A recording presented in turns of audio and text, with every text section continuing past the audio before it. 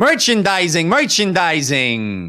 Yeah, that's a good way to start this. That lets people know that we're still their regular old friends that don't want anything from them except their money. Now What's up? We've got merch for you.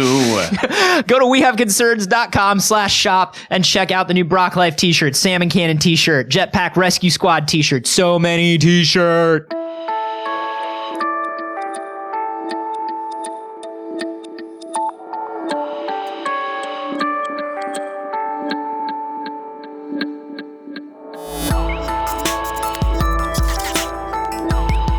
Every last episode of the season is like a flash forward to a like a potential future of what goes dystopian what goes wrong, which is kind of interesting. That is cool. This is We Have Concerns. Hi, Jeff Cannata. Hi, Anthony Carboni. Hello, concerned citizens. And hello, phone that's not off. Wow, I'm the rudest motherfucker. It's usually your phone. What? Don't you dare! How dare you put that on me? It is usually your phone. It is not usually my phone. Or your iPad. Okay, well, it's maybe my iPad, but let's not get crazy. Right. I'm not an animal. I turn my phone off. Hey, you guys, we normally put this at the end of the episode, but I want to go ahead and put this at the beginning, and I'm sorry for doing it. But as you know, we fund this whole show through Patreon.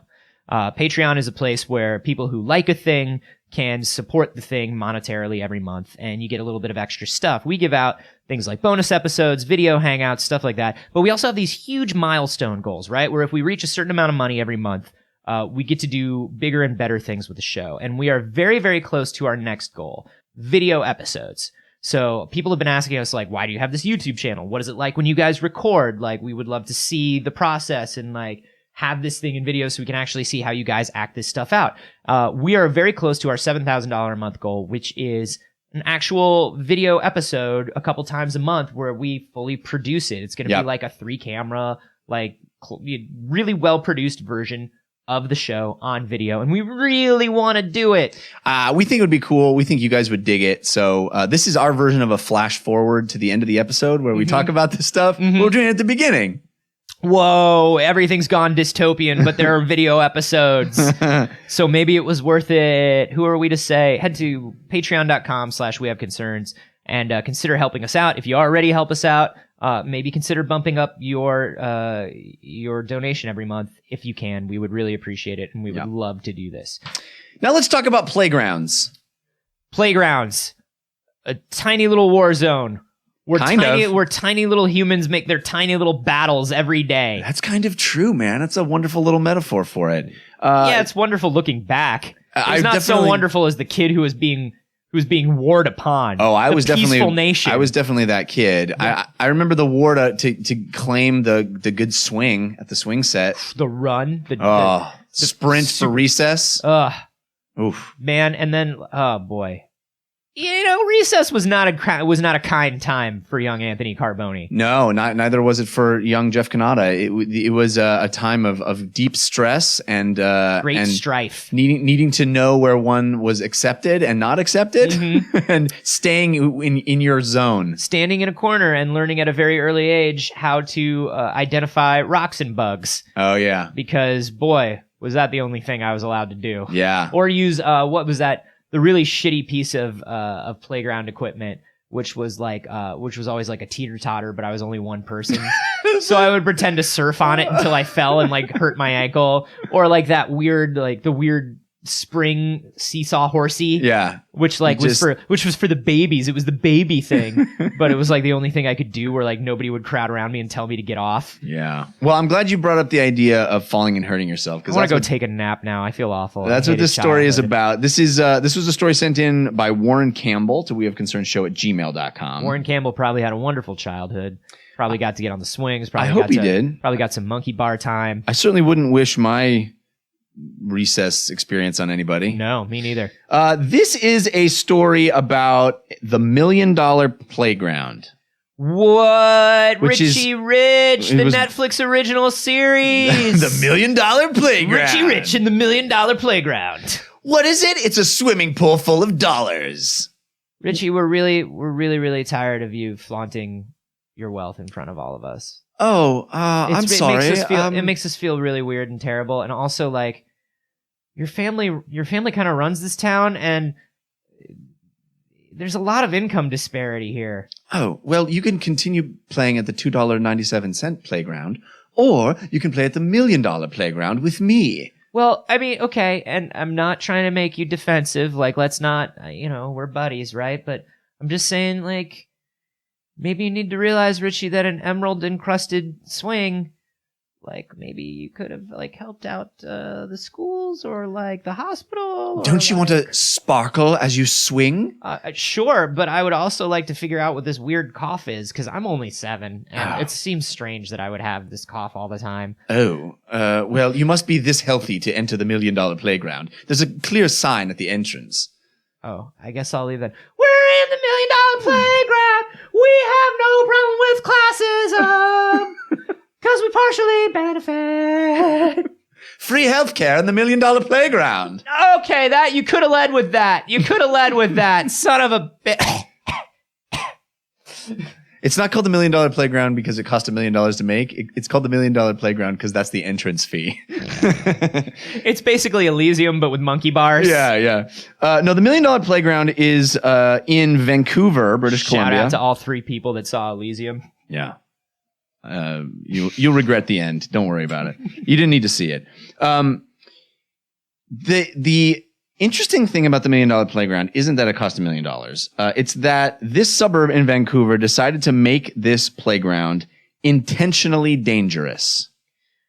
Finally, the playground that I will send all my children to, the crucible through which they will be forged into the ultimate children. Yeah. It's the Hunger Games of playgrounds. You either live or you die. You either excel or you are exterminated. To be fair, it doesn't have to be the Hunger Games. Technically, everywhere you go, you either live or you die. Live or you die. Technically, no matter where you go, you either live or you die. There's only 2 choices here, Anthony. You win or you die. That's like kind of a thing. But you either live or you're not living. Yeah, that's true. That's true. But you can say that maybe of like the bookstore. You either are or you aren't. That's okay. Yep. That's only valid. Here in the $1 million playground. Now, once again, I gotta say, like, it seems like there's a much wider. You either continue or you stop. Okay. But that's also true of, like, say, the diner or... No, the $1 million playground, the rules are much more extreme.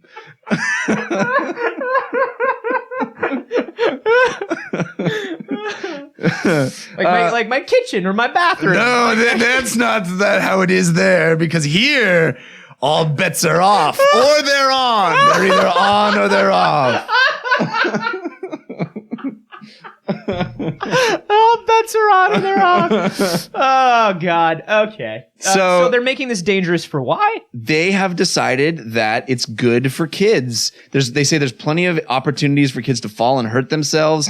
Things aren't safe. And they say that this is... Oh, old people. Nostalgia. Oh, rose-colored glasses.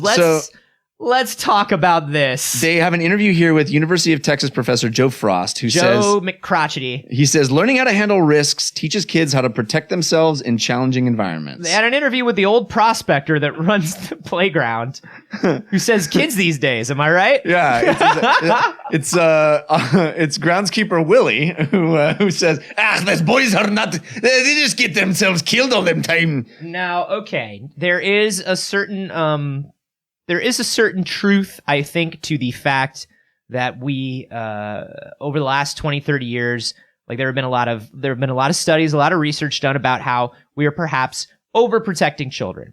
Right. You think about how 20, 30 years ago, kids would just get on their bikes, go wherever, do whatever. And now things are much more structured. Like there's this idea now that you don't just put your kids on bikes and let them ride around throughout the neighborhood or whatever. Right. Most of this, as far as I'm concerned, most of this is anecdotal because I don't think I know enough parents to really corroborate this. Right. But the few people I know that do have kids, it does seem to be that way. Like kids don't go very many places that aren't organized activities or under parental supervision. What they call it, helicopter parenting, right? Where you're constantly hovering over your kids. Yeah, something like that. Now, to say that dangerous playground equipment teaches kids rusty nails. Yeah, teaches kids. We got a series of thumbtacks that we just spread across the basketball court. This $1 million playground is mostly my realization of the dream of building a gauntlet of those swinging, rotating saws that they have in video games and movies. Yeah.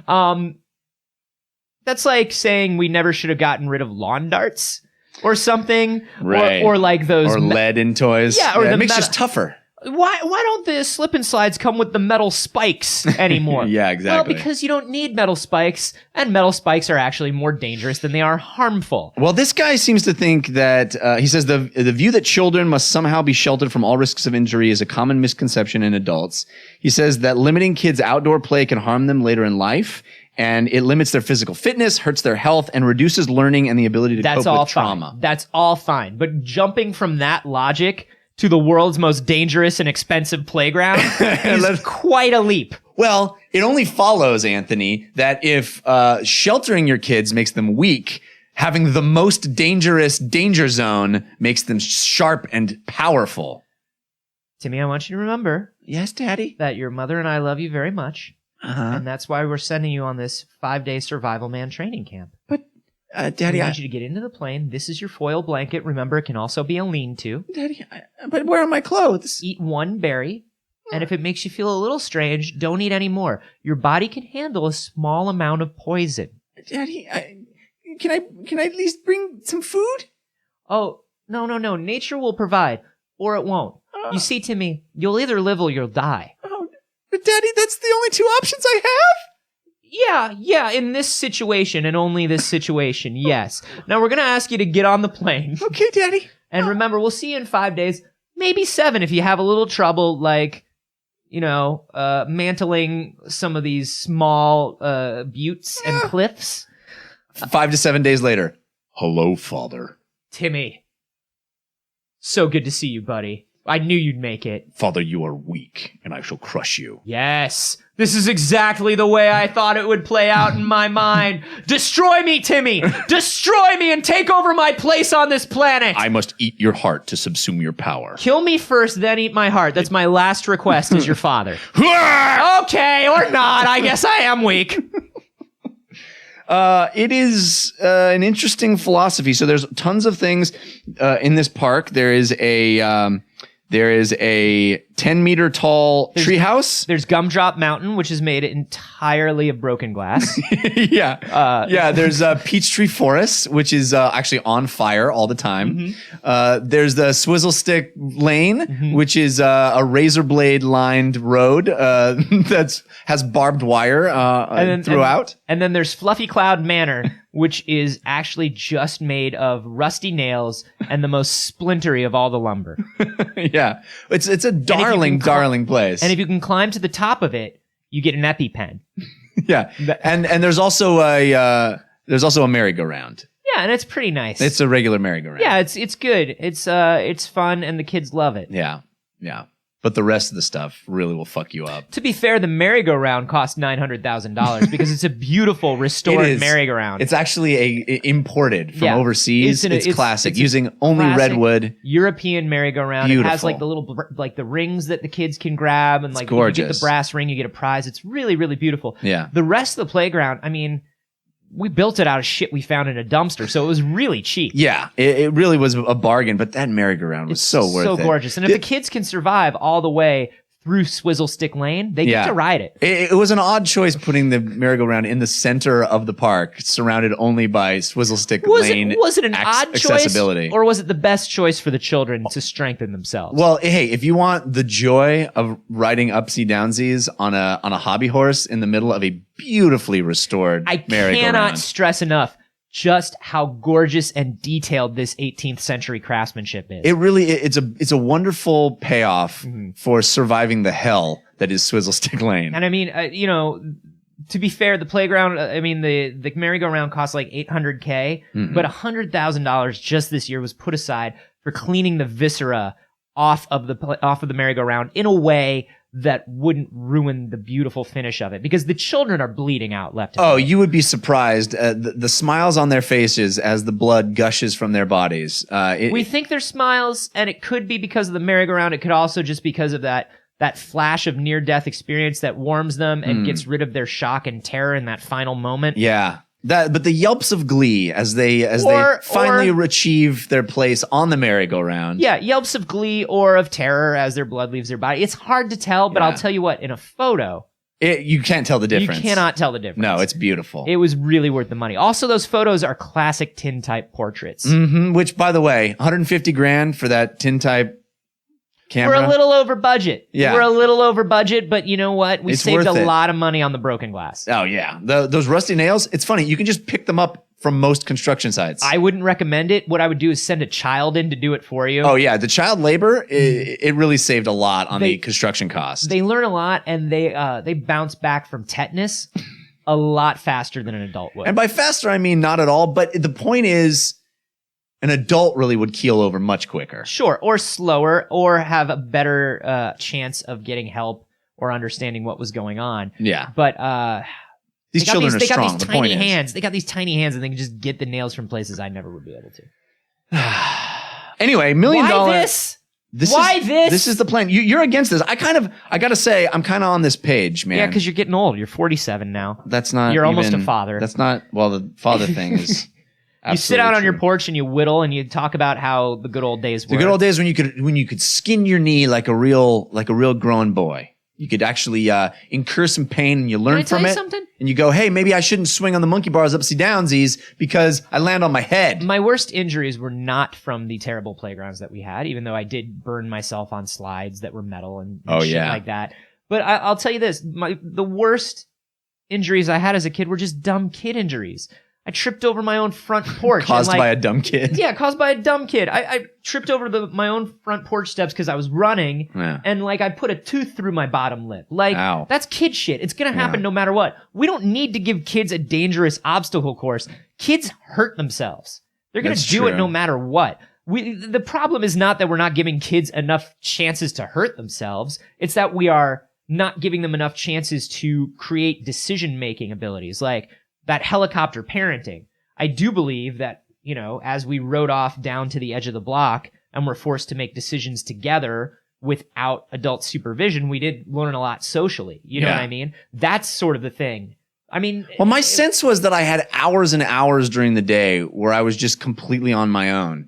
But my parents probably knew what was going on with me. I mean- but my sense was that I was Yeah. completely autonomous and I could Exactly. do whatever I wanted. I mean, when my parents were like, ride your bike, to the end of the block and no farther, right. we thought, oh my God, we're at the end of the block. Clearly, we're within view of other neighbors. Yeah. The people on our street kind of knew each other and recognized each other. But it's this feeling of being unsupervised that kids need. They need to be able to think things through. Yeah. They don't need a dangerous fucking playground to skin their knees. It's two different things. That's just old man thinking. Okay. All right. So you're against the $1 million against- playground with danger. I love if you. What about just- the if you- danger room? But the X-Men. They wouldn't be the X-Men if they didn't have the danger room, Anthony. Sure, but I mean, I would argue in the cases of the danger room and the holodeck, maybe caused a little more harm than good. Well, they always go haywire. You Sure. can't account for that. And I'm sure the $1 million playground will go haywire at It's some built time. to go haywire from go. Here's my thing: if you just say to me $1 million playground, if you just give me top line, Yeah. you say $1 million playground, I'm like, oh fuck yeah, these kids are gonna have the best time. If you say $1 million playground Of because it's gonna be death. dangerous, it's Yeah. like, oh fuck you, old man. You could have taken that $1 million and built them like some sort of crazy. Like at the top of the slide, the fake rocket ship actually has like a weird rocket ship simulator inside of it. Yeah. Like you could have given kids like the most insanely amazing playground. Instead, you were like, they need to hurt themselves to get smirt. Fuck off, old man. All right. I don't know. I kind of like the idea of making something that's a little bit rough around the edges. You know what? I'll just man? say that. That's because you don't have your kid yet. That's true. And I'll tell you this, as somebody who has been a preschool teacher, as somebody who has been on a playground with little kids, I'm fine with the fact that they have the foam floors instead of the concrete now. 'cause Crack it's your not- head open. Yeah, because it's not always skin knees. Right. Sometimes it's injuries that really cause a lot of harm. And it's Yeah. not like, oh, now I've learned. It's, oh, now I have a head injury and I'm 6. That's true. And now I have a blinding fear of fun. That's how we weed out the weak ones. No, you're right. No, Wow, you're right. it's Freaky Friday here on We Have Concerns, where Jeff Kanata and Anthony Carboni have switched ideals. Yeah, I know that you are right, and I know that this doesn't really Thank make you for much finally sense. saying it about 300 episodes in. Yeah, I mean, I'm not about most things, but just about this all particular things, thing. About just about everything. Jeff Kanata finally says that I am right about everything. This is the episode where Jeff said that I was right about everything, and we're going to end it right there because that's a great place to end it. I'm right about everything. But- Good night, everybody. This was our last episode. No! And I'm right about everything. No flash forward to the last episode. No. How do you guys feel about this? Is this a worthwhile endeavor? Or I feel like it's too binary. That's my thing. It's an all or nothing. I would love to know what people think about it. I would also love to know how you would spend $1 million to create the $1 Million Playground. Oh, please draw us a picture of your $1 Million Playground, Oh, please. man, that would be awesome. Could you please just do that and then hashtag it $1 Million Playground and Yeah. send it to us? I'm at A Carboni. I'm at Jeff Kanata. And we did our spiel about Patreon at the beginning, so we're not going to do it here at the end, but we will just make noises that maybe make you feel a little guilty. Video. Oh, yeah, this video would be so maybe good. next time. I don't know. Okay.